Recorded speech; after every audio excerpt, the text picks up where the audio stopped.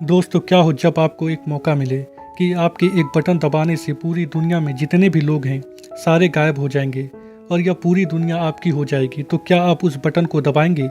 यह एक science fiction comedy web series है जिसका नाम the last man on earth है। कहानी की शुरुआत एक रहस्यमय वायरस से होती है। फिल मिलर पृथ्वी में आखिरी बचा हुआ इंसान है जो कि एक बस को लेकर पूरे अमेरिका में घूमता है ताकि उसे कोई जिंदा इंसान मिल जाए। वह हर एक स्टेट के हर एक शहर में जाता है और एक मैप में क्रॉस का चिन्ह लगाता है। पूरा मैप क्रॉस के चिन्ह से भर जाता है। वह हर एक जगह से कीमती सामान और पेंटिंग को चुरा लेता है और जब उसे कोई इंसान नहीं मिलता तो वह अपने शहर टेक्सन लौटने का फैसला करता है और आखिरी प्रयास के रूप में वह हर बोर्ड में अलाइव इन टेक्सन लिखता है ताकि कोई इंसान उसके संदेश को पढ़कर उसे ढूंढता हुआ टेक्सन आ सके। फिल मिलर टेक्सन में सबसे बड़े घर को अपने घर के रूप में चुनता है और चुराए गए सारे सामान और पेंटिंग को उस घर में लगा देता है और अपने फैमिली को याद करता है। रात के समय वह गॉड से अपने किए गए कामों के लिए माफ़ी मांगता है और अपने लिए एक लड़की की मांग करता है। अगली सुबह वह अंडरपैंट में ही शॉपिंग करने के लिए जाता है। वह सुपरमार्केट के कांच को एक पिस्तल से तोड़ देता है क्योंकि उसे पता था कि उसे कोई देख नहीं रहा है।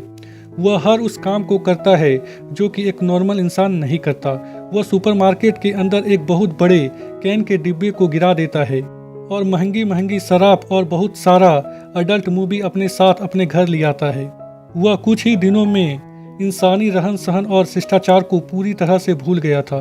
वह अपने अकेलेपन को दूर करने के लिए गलियों में गेंदबाजी, लैंप लाइट को बॉलिंग पिन की तरह यूज करना या फिर लग्जरीज कार को आपस में टकराना, इस तरह का पागलपन उसे अपने अकेलेपन से निपटने में मदद करता था। वह अपने जन्मदिन को अकेले ही मनाता है और अपने फैमिली वालों को याद करता है कि वह किस तरह अपने फैमिली वालों के साथ बर्थडे मनाता था और उसे सेलिब्रेट करता था। उसके अकेलेपन को दूर करने के लिए उसके साथ कोई नहीं था। वह हर रात भगवान से अपने लिए एक लड़की को मांगता था। इसी तरह 5 महीने का समय बीत जाता है। फिल मिलर के पूरे घर में प्लास्टिक और कूड़े कचरे का ढेर लग जाता है जिसे साफ करने में ना उसकी कोई दिलचस्पी थी और ना ही उसे लग रहा था कि इसे साफ करने में कोई फायदा है। शराब में वह नहाता था और उसी को पीने लगता था, बिल्कुल एक बच्चे की तरह। वह एक स्विमिंग पूल की लकड़ी को काटकर बाथरूम की तरह यूज करने लगा था और बॉल में फेस बनाकर उनसे बातें करने लगा था। रात के समय वह एक लड़की के स्टैचू को घूरता रहता था और हर समय लड़की और सेक्स के बारे में सोचता रहता था। वह उस स्टैचू को किस करता है पर उसका हाथ टूट जाता है और इसी के साथ फिल मिलर का दिल भी टूट गया था।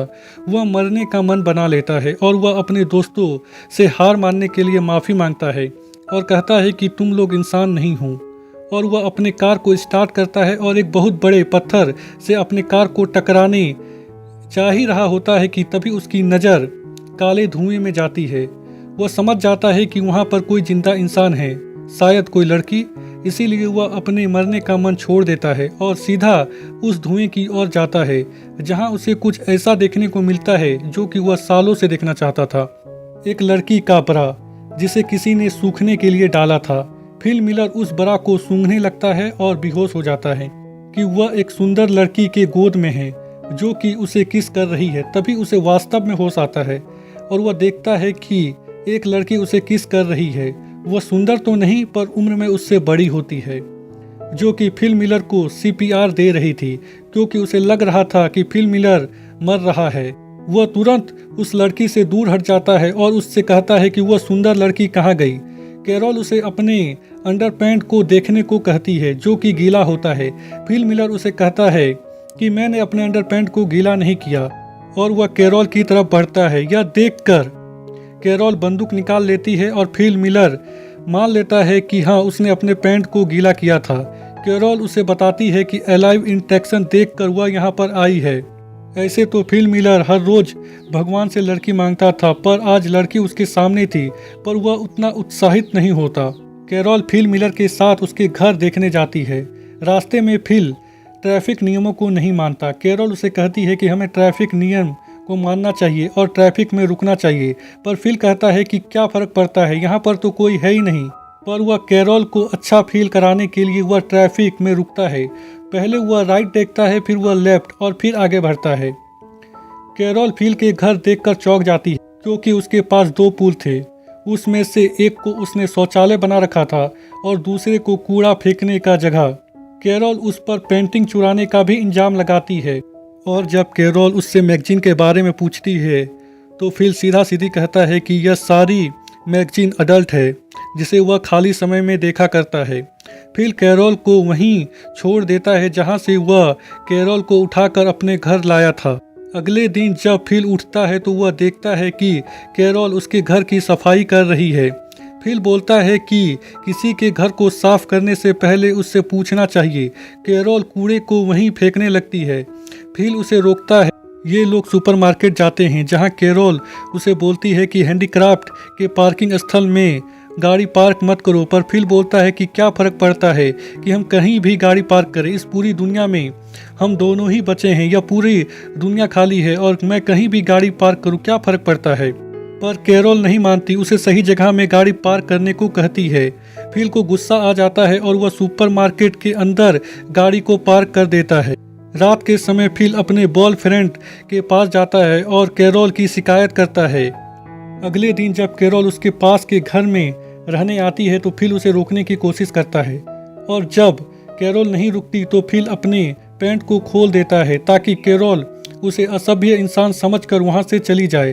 पर कैरोल उससे बात करने लगती है। फिल उसे रुकने को कहता है और जब कैरोल नहीं रुकती तो फिल अपने पैंट को पहन लेता है। कैरोल को लग रहा था कि भगवान ने उसे और फिल को इस दुनिया को चलाने के लिए चुना है, पर फिल कहता है कि तुम इस दुनिया में अगर आखिरी औरत भी बची तो मैं तुम्हारे साथ सेक्स नहीं करूंगा, और वहां से चला जाता है। कैरोल फिल के पास जाती है। वह टॉयलेट कर रहा होता है। कैरोल फिल से उसके बगीचे में पानी लाने के लिए मदद मांगती है ताकि वह फ्रेश और ताजे वेजिटेबल उगा सके, पर फिल मना कर देता है तो कैरोल उसके सामने ताजे टमाटर खाकर उसे चिढ़ाने लगती है ताकि फिल उसकी मदद करे, पर फिल उसकी मदद नहीं करता।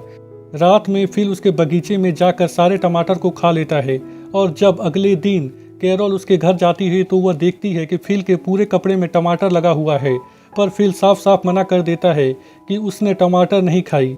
फिल देखता है कि पानी लाने की कोशिश करने में कैरोल के पैर में चोट लग गई है। अगले दिन फिल देखता है कि कैरोल उसी की तरह पूल में लकड़ी का बोर्ड लगाकर उसे टॉयलेट में बदल रही थी। कैरोल फिल से कहती है कि तुम सही थे, हमें भगवान ने इस दुनिया को चलाने के लिए नहीं चुना है। जब हम पानी को अपने घर तक नहीं ला सकते तो हम इस दुनिया को क्या चलाएंगे। यह बात फिल के दिल में लगती है और वह शहर के टैंकी से कैरोल के घर तक पानी लाने का व्यवस्था कर देता है।